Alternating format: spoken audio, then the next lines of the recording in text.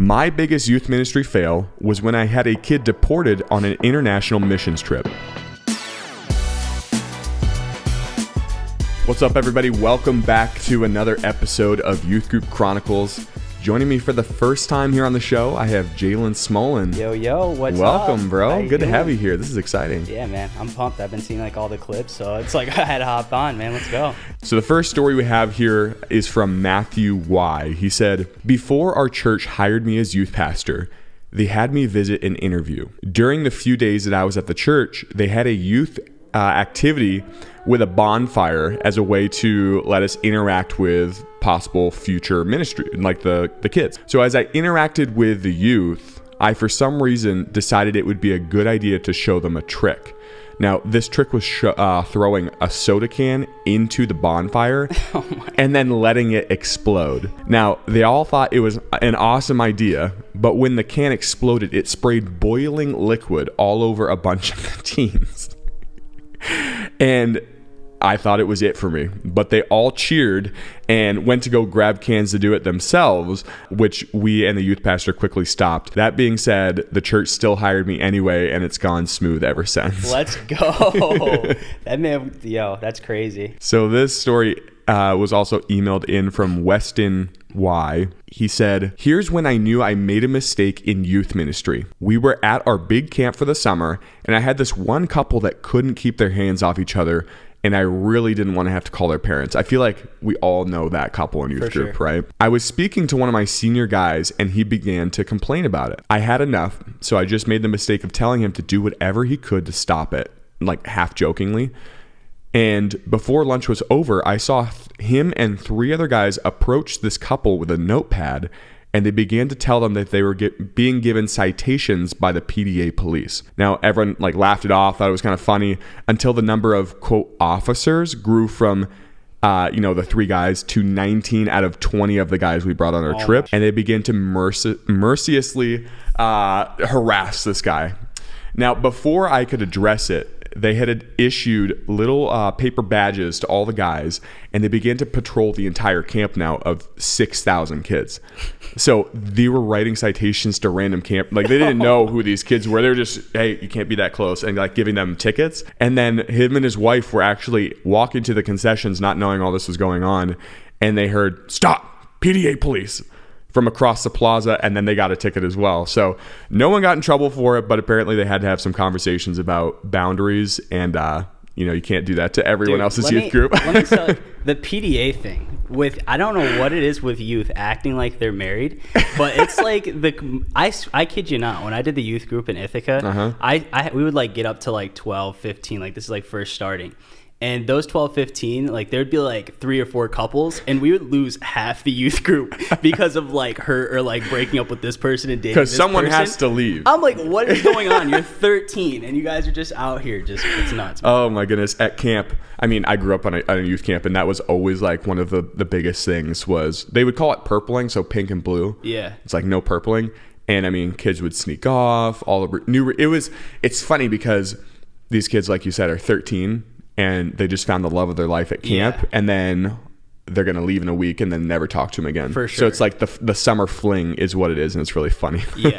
Yeah, there'd be a new kid that would come, and all the girls would come to just see this one boy that's new, from another high school. It's dude, they're reaching more people for the Lord than outreach. It's insane. I don't understand it, bro. Yeah, you never know.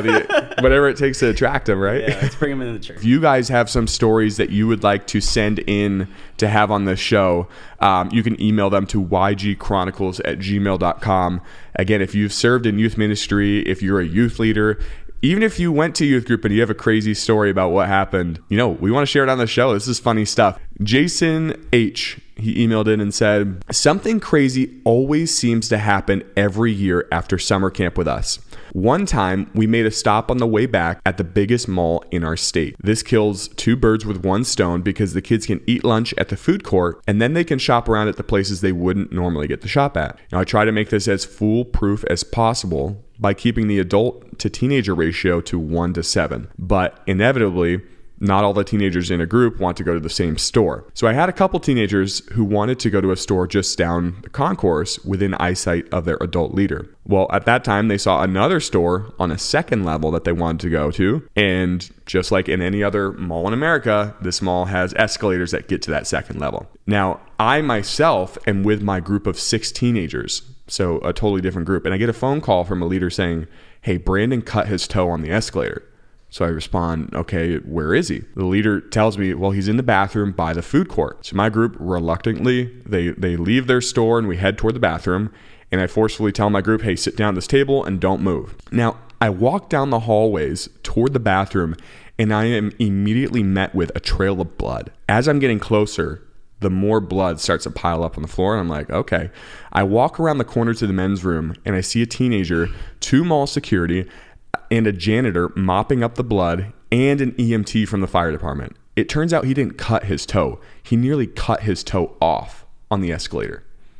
So as his legal guardian, I have to give him my ID, consent to his treatment, fill out the incident report, and contact his parents to let him know about the incident. And as I asked the teen what happened, he said he was coming down the escalator and his flip-flop caught in the transition and it, nearly severed his toe. But come to find out, he was running up the down escalator. There it is. In flip-flops. There it is. I guess he conveniently left that part out. And he got his toe caught between the steps as they were moving. And we had to wrap his toe, keep it elevated because it was a bus ride home with 56 people. And he had to get it stitched at home. But needless to say, we no longer have a flip-flop, or we have a no flip-flop policy at camp now. The first thing I thought of was just a meat grinder.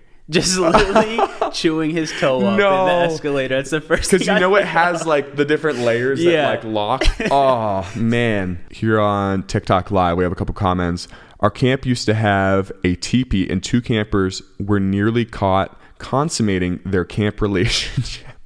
Consummating. Oh, that's a great selection of words right there. Great selection. They had snuck off one evening during a scheduled free time. Ouch. That's not good. Not good at all. I'm glad you caught them before that happened, but that's classic camp right there. All right. So let's jump into, those are some email submissions. We have some youth ministry fails now. Beth Anderson said, my biggest youth ministry fail was when I had a kid deported on an international missions trip. Bro. My student was deported before I even knew it. We landed in Haiti, went across customs, and he was taken by guards, and I never saw him again until we got home a week later. Someone said, Josh lost his passport, and as I turned around to help, he was gone. They put him in another plane, took off in less than 15 minutes. That was a bad day. We need more to that story. What the heck? More context. I don't know how the customs work, but I can just imagine like the kids like, hey, I don't have my passport. They're like, okay, you're gone. Right. See you later. And imagine hearing that you're like shuffling kids around and you just hear one kid lost his passport, turn around and he's just like waving, getting like yanked by the guy. That kid has an awesome story to tell. I think that's awesome. Jody R. said, my biggest youth ministry fail was when one of the kids convinced my adult helper to let him drive the vehicle at a conference. He ended up driving a full car of students in downtown Phoenix, and the driver didn't even have a permit. Someone has to talk to that youth leader. Just know that was the best day of that kid's life. Maybe the last day of his life, too. No permit? Like, what was he, like 14? Probably. That kid is joyriding in downtown Phoenix. I mean, I could see at camp, like you borrow like the camp truck or something. Okay, kids, you can drive out in the field. But in a major U.S. city. Yeah. I'm saying like, get in a Walmart parking lot with like the mom or dad. Literally, yeah. I did it all the time. But like in a major city, dude, my heart would be beating on my chest. Samuel H. said, at youth camp, we played kickball and we decided home base would be the big tree covered in vines. Unfortunately, it turns out those vines were poison ivy and a bunch of kids got it, including me. Oh my God. My face swelled up. Why does this stuff happen at youth group? I don't know, but that's been like an irrational fear of mine. Have you ever had poison ivy? It has been a very long time. The closest thing I've ever had to it is stinging nettle, which I think that's worse. Maybe not. It's miserable though. David on TikTok Live said, I think they need to have emergency scenario training for youth leaders because this stuff is wild. That should be implemented at every church at this point. Yes. As I'm going through this show, I always think to myself, I mean, we haven't come across any like crazy ones yet. Yeah. But in previous episodes, I'm like, wow, like, how could we beat that story? Yet someone always does. Someone always does. Yeah. David S. said, when I became a youth pastor, I was 21 and had no experience. Now, my education up to that point was an associate's degree in pastoral theology. I should add that I'm a white country bumpkin that God dumped into the middle of a church in North St. Louis County with a group that was made up of like 90% citified like black teens, right? So culture shock for him at this point. My first big outing was to have a hayride and a bonfire on the farm that I grew up on, about 45 minutes outside of the city. Everything was planned out to a T, except the fact that I couldn't control the weather, and it rained for what seemed like 2 weeks straight. But because of my stubbornness, I just decided to go ahead with the hayride. Now, within 15 minutes of leaving the barn, we were stuck. My dad volunteered to drive the tractor and said we would all just have to walk back to the barn, so him and all the kids. Now, it had been raining, so it's very muddy apparently. So myself and 25 teenagers walked through literally ankle-deep mud. And at some point, I don't know how, but a mud fight broke out with all the kids. That's so awesome. By the time we reached the barn, everyone was covered in head-to-toe mud. And again, these are all like city kids, so of course they don't really get this opportunity much. But at this point, my dad said it would be best if we all went down to the creek and rinsed some of the mud off us. So the rest of the evening went pretty much according to plan, and the kids seemed to have a blast. Now, none of them had ever been on a hayride or to a bonfire, and none of them had ever been in a mud fight or played in a creek. It was all laughs all the way back to the church. So to my surprise, the next day, I was in the church office and I had 12 very upset parents leaving me the "who do you think you are" type of messages on my voicemail, because basically what they were saying was everything from $200 hairdos being ruined to $200 shoes being destroyed. I also got a tongue lashing for having 2 kids that couldn't swim in a creek. This is all eventually led to the pastor coming down on me for none of these activities being on the permission slip that the parents signed. My youth ministry almost ended before it really ever got started. Wow, that's great. You just gave those city kids a whole new experience they never had. I think that's a win. Yeah. And so I would just run with that. Get what those parents are saying. Just say, you just expanded those kids. Yeah, there you go. That's a good argument. That's a good argument. All right. We have another story this is from Kristen S. She said, my biggest youth ministry fail happened when I thought I'd do a teaching about what we listen to and why we should guard our heart. So I made chocolate cake and I put so much garlic into it, basically to have a deliberate aftertaste. And I asked the students if they would like a piece. I then asked if they would like to know what I put in the cake, and most of them said no, except for the last 2 students. They asked what the ingredients were, so I told them. I told them I had a secret ingredient in this container, and I guess she held it up. I carefully opened up the container, and to their utter shock, it had dog poop in it. They then freaked out that I put dog poop in the cake, and of course I did not, because it was just garlic. So it was the reaction I was hoping to get for them, and it did help get my message across. Now, I told them it was just a little bit of dog poop and not to worry, but absolute chaos erupted, because I guess all the kids have been eating this cake ahead of time. Like the last 2 students finally asked what was going on, and so chaos. There's no reigning in the room at that point. I then tried to explain that it's like what we watch and listen to, it isn't always great for us, so we try to justify it. If we were so grossed out by the thought of eating dog poop, then maybe we should consider the things that fill our minds with. Nope. They pretty much didn't hear my lesson and focused on the fact that I gave them all dog poop in the cake. And I did tell them that I didn't, but they were not convinced because it had that weird taste. And even though I told them it was just garlic. Anyway, they went home and told their parents that I put dog poop in their cake, and the parents freaked out on me. I was then called for a meeting with my senior pastor, a group of parents, and the students. My senior pastor was awesome and supported me through the whole lesson. And then basically I was told just to stick with the Bible and not try any outlandish object lessons from that point. But if only...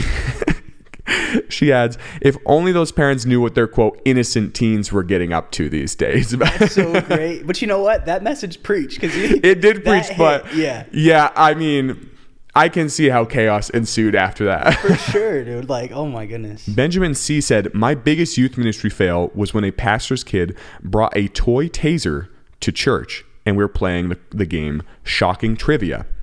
Now, basically, you get the answer wrong and you get tased. All the participants volunteered, and thankfully none of them were injured except for one of my interns who had a small mark on her leg. Now, again, it was a toy laser from Amazon, and it would just shock you and make you jump. Nothing more. Not an actual taser. Still a stupid idea, but not a real taser.